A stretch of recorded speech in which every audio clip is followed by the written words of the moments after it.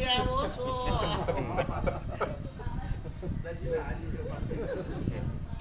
તમે વીરજી તમારા ઘર આગળ થઈને મારું છોકરું હેડે તો પાણી પીવા આવતું નથી હવારો ભાઈ જગત ચામુંડા ને દર્શન પેલા ધન થઈ રહ્યા દર્જી કે તમ કેમ ના આવ્યો કાળો સાચી વાત કે અને પેલા ભુવાનો તો પીવું હોય તો કાલ તમારે ટેકનો લઈને આવી છે એ વીરજી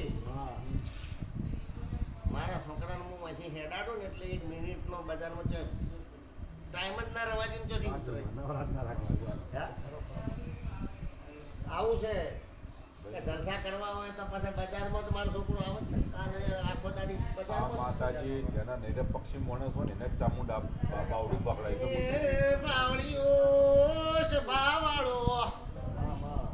પંચાલો આ તો ધરીઓ એ મારી કોઈ દાડી થાળી નારાયણ નથી કરી આ છોકરે કરાઈ છે ગોમો માં તને તો મહાપ્રજાપ ખૂબ વાલો છે સોગા પંચાલ કે આ ચૌધરીઓ ને ગરધણીઓ ને ઘેર કોઈ દાડી મારો ચામુંડાનો દીવો નતો કર્યો વીરજી ઘેર દિન જગાડી આવો બધોને ભૂવા થાવું હા પણ એક ના ઘેર ઇન્જેક્શન મટવા નથી દેતી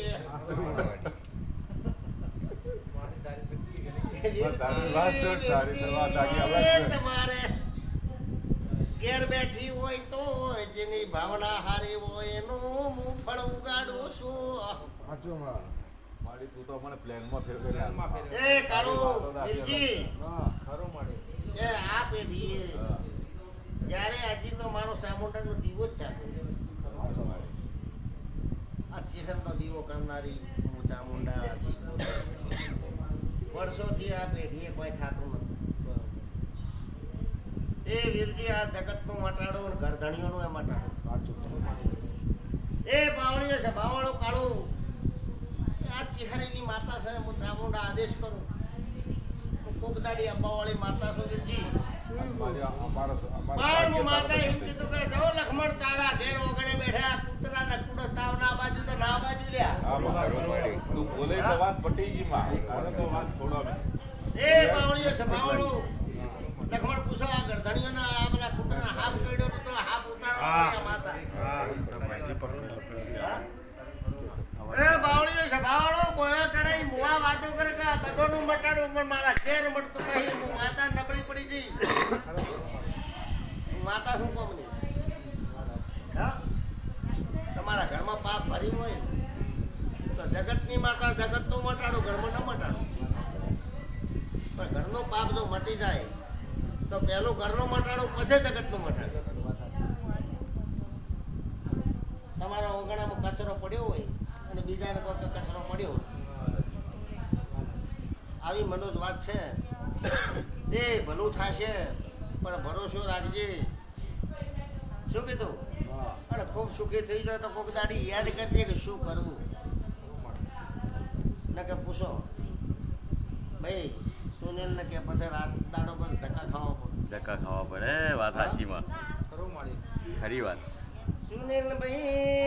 સુનિલભાઈ આમાં એક દાડો એવો ટેમ હતો જો કદી એ વેળાએ સોમનાથ કતો પુષ્કર જતા રહ્યા હોત તો હજી આ વારો ના હોત સાચી વાત પણ સુનિલ કી બધું ભેળું થાય એટલે કરીએ પણ હતું એ વેરાઈ ગયું વીરજી ચોકડી બદલાઈ ગયું માં વીરજી તમે બધા સોમનાથ છે ને એ વખતની વાત હેઠે ઓહો 2-3 વાર થઈ ગયા વાઘજી વાત મટી જઈ ગયા વાત મટી ગઈ મેમ જાતી રહી તે આલ્યામાં પુનાર્થ કરવામાં મજા ધોગતિયાના તમારે જેટલો ડેરો કરી બેહારો ને તો તમે પછી આખી જિંદગી ધૂણે જો તો તમારે ઘેર દુઃખ ના મળે પછી બાવળીઓ છે બાવળો દેખરાજભાઈ કાળુભાઈ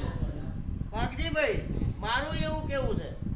કે આ પંચાલોના ઘરમાં ઓછી ઉંમરમાં એક બેન મરી ગઈ ભાઈ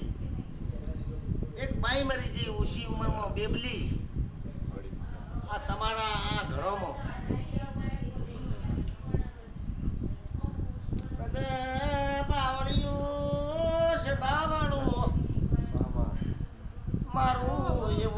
વીરજી કેવું છે તમારો 4 ઘર કે હા? તમારા બાપાને ચાર ભાઈ 3 ચાર આવી રીતે હાલની તારીખનો ને જૂનો 4 ઘર તમારા દાદાના હોય તમારા બાપાના હોય ના એક બાપના એ 2 3 ને એક કાકાનો બે હા આવા 4 ભાઈઓનો પરિવાર હતો. ખરો મારો બાપો તૈયાર હતા એના બાપો તૈયાર એ તમારા બાપાના ભાઈ બીજા ને એમના આગળની પેઢીનો કાકાનો છોકરો એક અને અને 4 ભાઈઓનો હતો. આ તો બસ આ જૂથો 4 ભાઈઓનો એમાં એક જુદો પડી જતો હતો. બરોબર 3 ના 3 રહ્યા એનો પરિવાર છે. ખરો ને તે મારું એવું કેવું છે કાળુભાઈ કે એ ટાઈમ એવો સમય હતો માર્ચો હશે પંચાલભાઈ માડ તમારે છે ને થોડું ઘડવાનું પહેલા કોડ નહીં માડ, એની માડ. વાત જ નહીં. એના ઘરના જોડે માડ જ તો. માડ માડ માડ માડ હા તમારું ગોમ ચો હા આ તો મડોણા છે ચોથી આયેલા હો. હા હા તો માડ ભૂજી લે પણ દુખા કહે તો ખરા કોક તો છે કે માડ ચો પછી કોક ટેમ આ કોક ટેમ આ ભલે કોક ટેમ 100 વર્ષો 200 વર્ષો પણ કોક ટેમ વીરજી આ ઘરોમાં કોક બાઈ છાતી પર બેસી જાય સપનું હાલે આવું બનતું છે. આ બાઈને મરી ગયા ઘણો વર્ષો થઈ ગયો પણ એની બાઈ જ મરી ગઈ. પછી પાવડીઓ છે પાવડો એક દાડો એવો ટેમ હતો શું કા ભાઈ સતીના પગલા પૂંજાય છે તળાવ આ તો ઈ જ ને સતીના પગલા પૂંજાય આ પણ સતી કોણ છે બાઈ તો છે. સતી ને સતી હતી ને આ એમ જલ પવન ચડ્યો એવા રાજી આ પણ સતી એ કોઈ બાઈ તો છે સતી હતી ને ભાઈ તો પગલા પૂંજાય ખબર છે એટલું પૂછ્યું તો બરોબર છે પણ મારું એવું કેવું છે કે ભાઈ પંચાલભાઈ તમારું નામ શું છે? મુકેશભાઈ વાઘજી હા કે તમારા ઘરોમાં તમારી હયાતમાં તમારા નજરે જોયેલું ખૂન કને પડતું ખૂન કને પડતું મારા બાપાની કાચી એનું પડતું પછી પાવડીઓ છે પાવડો વાઘજી હા